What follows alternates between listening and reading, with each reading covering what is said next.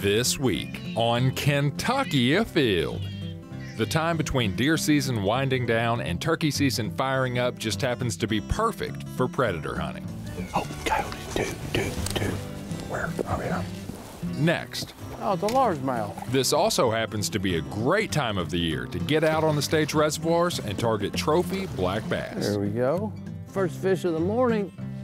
Then, we'll take a look at one of the many projects within the Fisheries Division that's aimed at creating better bass spawning habitat.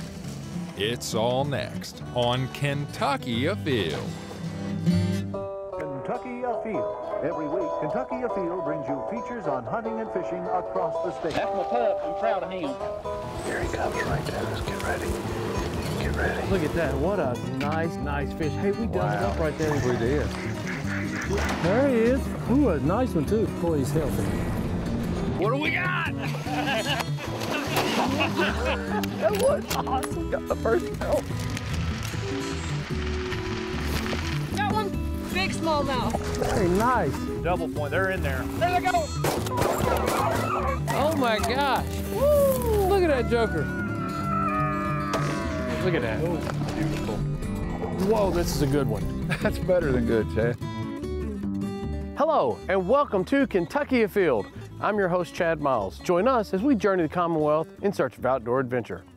Varmint hunting is something that's becoming very popular across the country. And here in Kentucky, when you get a snowfall, well, that's a great time to hit the woods.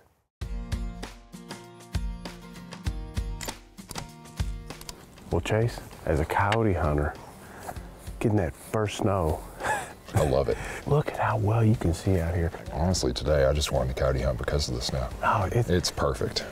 You know, the great thing about coyote hunting too, even though we're sitting out here in the snow and it's freezing, It's cold. that we're going to be able to move, and we'll hunt for 20, 30 minutes, and then we'll pick up and move a couple hundred yards and call again. I actually wore less clothes today. I mean, if I was deer hunting, I'd be freezing, but I know we're going to be moving, so Yeah, I'm trying to, I'm almost planning to be moving more than sitting still because it's about 50-50. You know, even though it's so cold, we got out of the truck the first step or two, I noticed that. Oh, yeah. That's one beautiful thing about It's soft. I'd prefer to walk across this than ice all day. Today is one of those days that if you're a coyote, you might be going, well, it's time to get out and find some food. You want to go make them think they have an easy meal real quick? Let's do it. All right.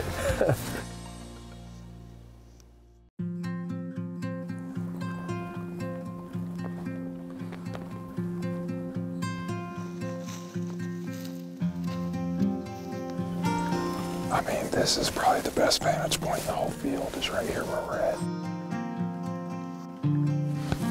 Put this box probably about 50 yards away from us. And that way, when the coyotes are coming to the sound, they're looking where we aren't, which helps us out a lot.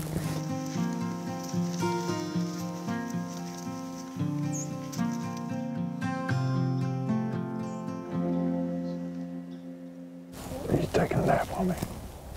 No, it's kind of a weird twist of my hips, and I feel fine right now, but I was like, I thought you was gonna shoot these like waterfowl. Yeah. When they come in, just pop up. They'll never see it coming. Let's see if we can't make them come in and investigate something. Like I said, I'm gonna start off with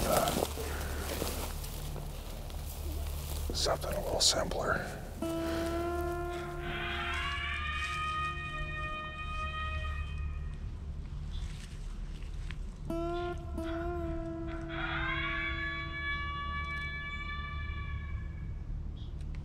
So at this point, we're hunting. And there could be a coyote on the way, so.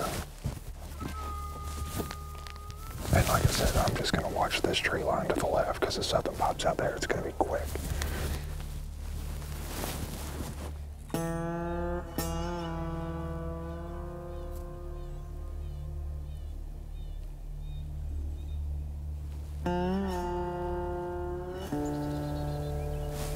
We're just gonna go about 3 minutes of this next call. Are you gonna play a fighting call? Well, I've been doing like challenge howls and barks, and so this next one's just kind of gonna be a distress.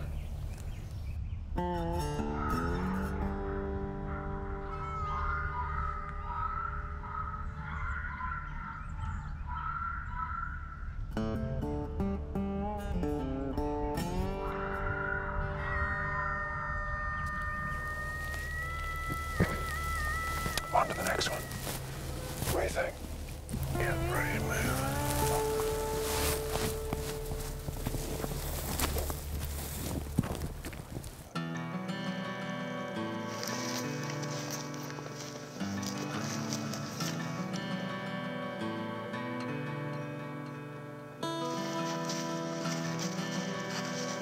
That's a really fresh set of coyote tracks coming through here. You don't think that was this morning while we were calling, do you?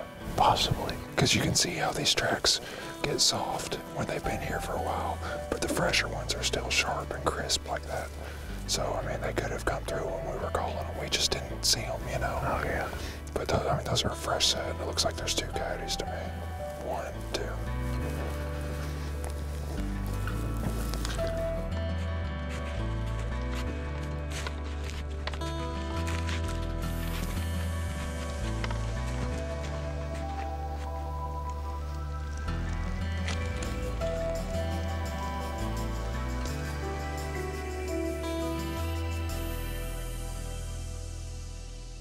This is the set that I was most excited about. You guys ready?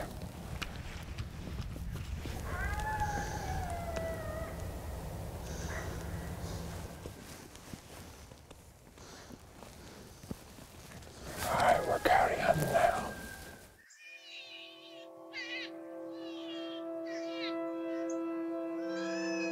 There's one.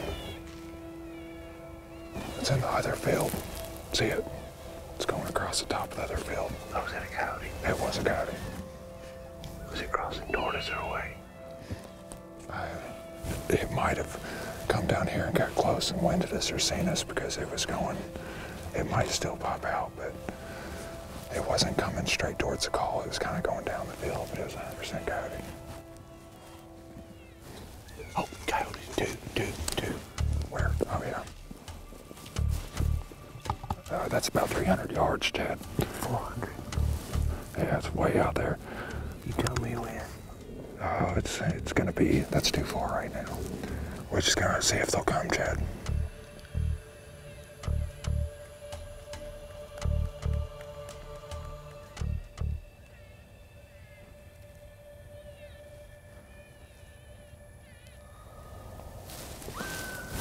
We've seen 3 and gotten 0 shots.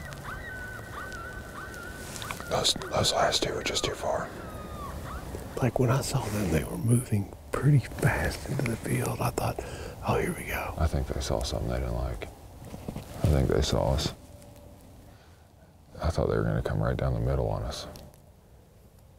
Not worried about the wind at all. It's really weird.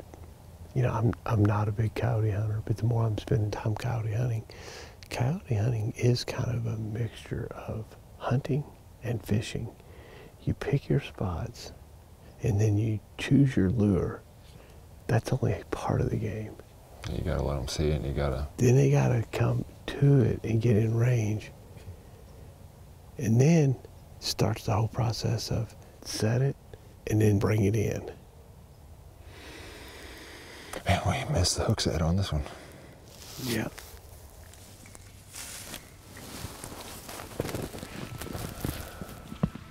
Oh, there he is. Where's it at? In the woods. Oh, I see it. It's gonna wind us.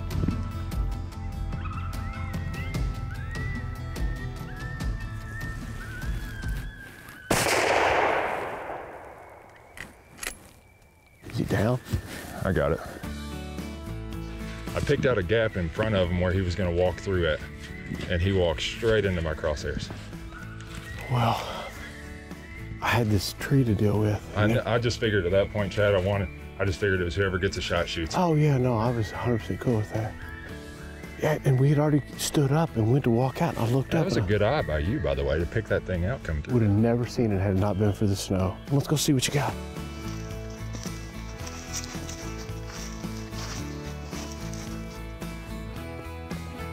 Oh, I see it. See the coyote? It's somehow it got up in those briars. It looks like it's already been taxidermied. It's got its canines showing. It didn't want us to be able to get it out of there, did it? Trace, I'm gonna let you retrieve that coyote on your own. Oh, thank you, Chad. See if I can get it up on that log there. Good winter coat, big fluffy tail, no mange or anything. Well, Chase, a lot of coyote sets are different, but this was about as untypical of a coyote hunt I think I've ever been on. That was probably the longest into a stand I've ever taken a coyote, and probably the longest I've sat on a stand. We literally stand up to start gathering our gear, and I see this thing run through. I'm like, oh! Yep. And when I go down and get on the shooting sticks here, I got a big tree right there beside me. You were able to move, and you saw it, and were able to get a shot. But at that point in time, we're like 40 minutes after we had started calling, When right? the last time I looked at the remote before I put it down, it has the Fox Pro remotes have a timer on them. It was at 38:30. Yeah. So over 38 minutes in. So the shot was probably taken around the 40-minute mark. With a little bit of patience, a little bit of luck, you were able to put it down. Heck yeah, good eyes, by the way. Oh, well, nice shot.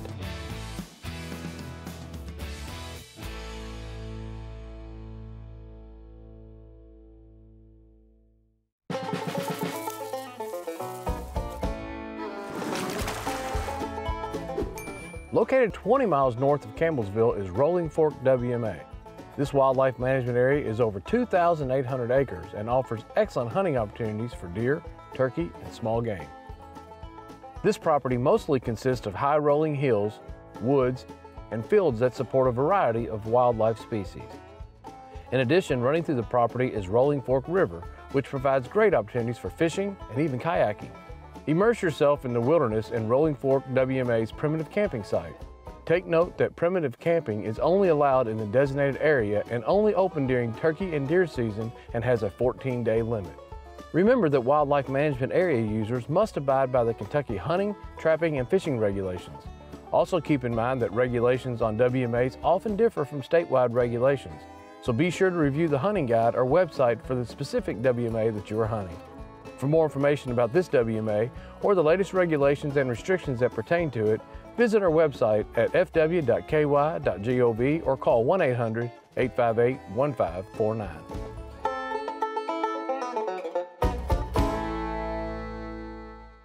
If you would give me 2 months to target large black bass here in the state of Kentucky, I'd take February and March, and those months are right around the corner.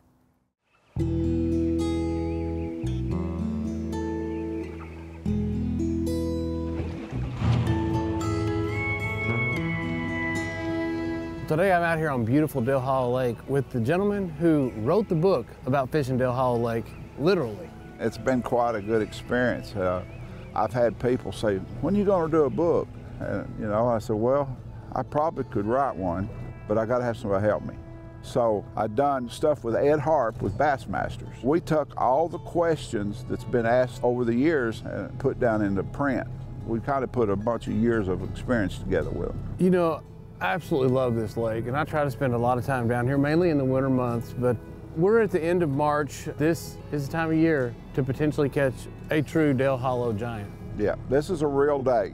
Some day it's chicken, some days it's feathers, but you know, it's you've got to enjoy what you're doing and enjoy the hunt. Well, let's go find us a first spot and make a couple casts, and we'll converse and hopefully catch a couple fish. We'll get her done. All right, hold on, let's get rolling.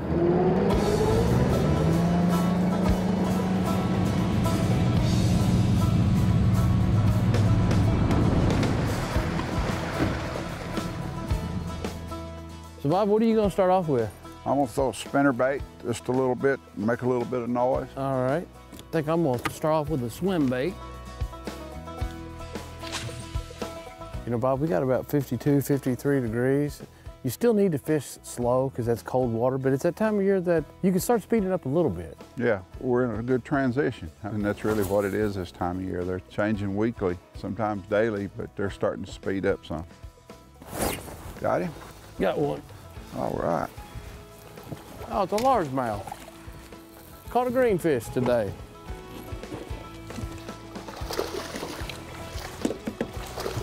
There we go. First fish of the morning. There you go. I usually catch about 8 to 10 smallmouths for every one largemouth, and that's just mainly because of the areas that I like to target down here. So you know what that means? Yeah. That means we're going to catch 8 to 10 smallmouth today. 8 to 10 smallmouth because we caught you largemouth. Because we caught a largemouth. It only makes the numbers right. You know, it's all about math. Hey, hook that belly. I know, that's a pretty healthy Almost fish. as good as me and you. Oh, he's got a way to go to catch me. Yeah. We'll take it. That's a nice fish. Good job, Jay. There you go. So, Bobby, how many years have you been guiding now? I've been guiding for around 25 years, but 22, 23 years I've been full-time.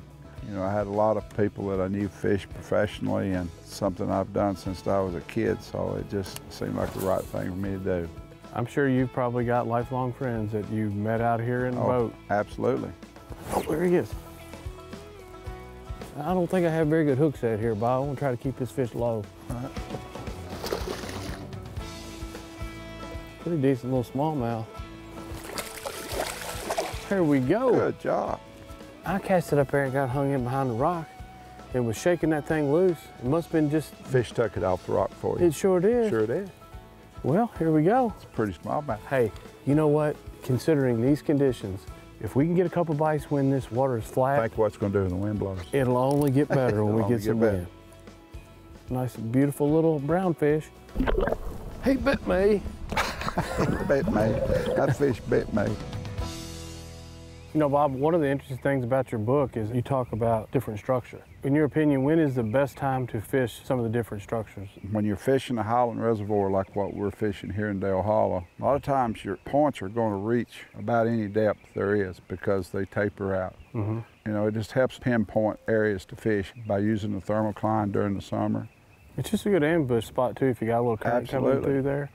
Tell me about when do you like to fish bluffs? Bluffs is really good for me during the shad spawn. The shad don't make beds, they disperse them eggs. Them bluffs will warm up on them rocks generally. Mm-hmm. Them shad will get on them bluffs, and that's a dinner bell ringing.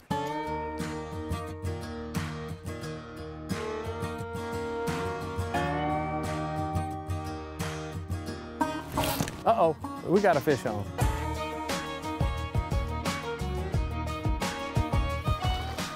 Oh my goodness. Finally got one on spinnerbait, Chad. You've been telling me you can catch one during daytime. I night fish spinnerbaits all the time.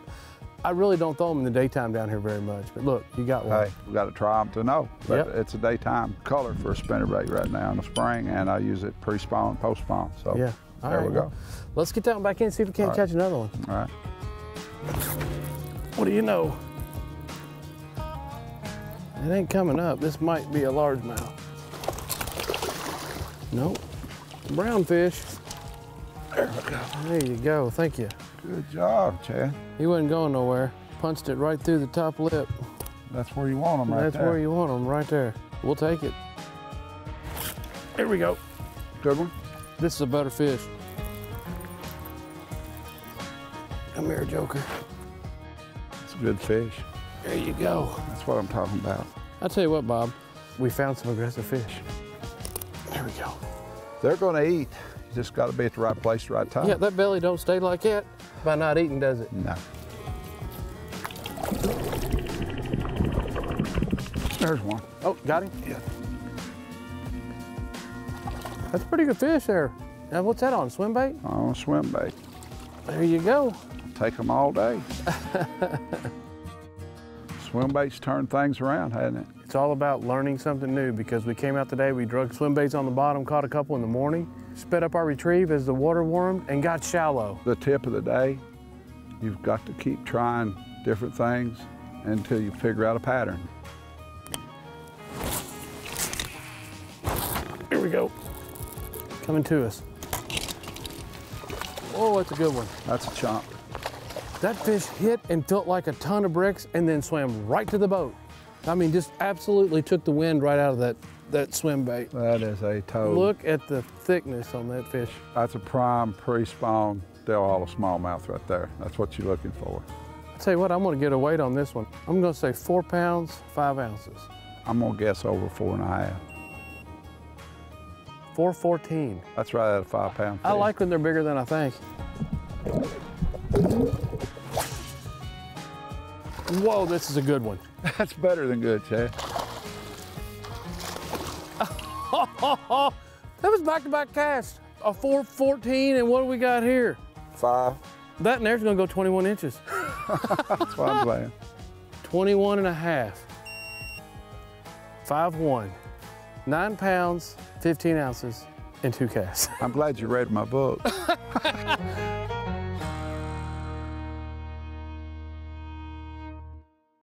Fisheries biologists at the Department of Fish and Wildlife use many tools to promote good, healthy fish habitats. One of those tools is a chainsaw.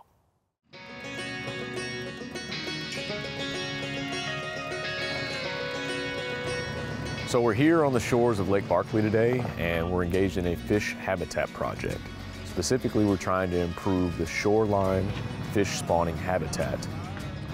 This project is actually a big partnership between multiple agencies. So our agency, TWRA down in Tennessee, the U.S. Army Corps of Engineers, the U.S. Forest Service, as well as a lot of local angler groups. It's all part of a big grant which was awarded from a federal fund called the National Reservoir Fisheries Habitat Partnership. So they provide funding for basically improving fisheries habitat in reservoirs across the country. And in this case, Lake Barkley was chosen as the top project, so they were able to fund all the material purchases for this project.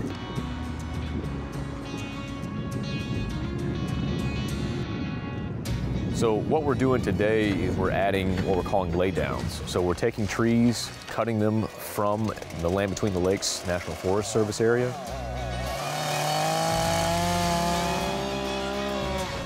And then we're placing those along the shoreline at a lower water elevation, so they'll be available to fish earlier in the springtime as TVA and the Corps of Engineers bring the lake up to summer pool.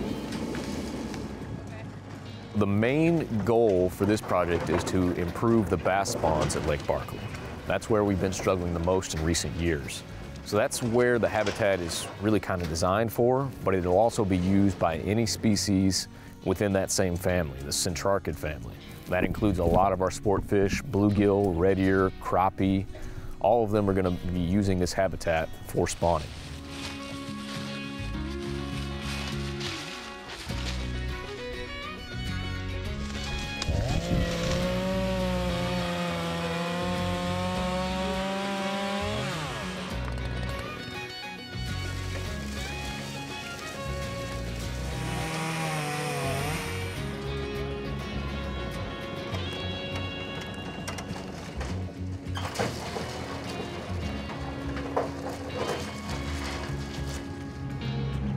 So far this morning, we've done about 15 laydowns on the opposite bank over here. Now we've switched banks, ready to work our way down every 30 to 40 feet, placing one of these laydowns. Now this tree is a hickory. I chose it because it's a hardwood. It's going to last a lot longer. It doesn't have very many branches on it. Bass like simple cover. They don't like too many branches.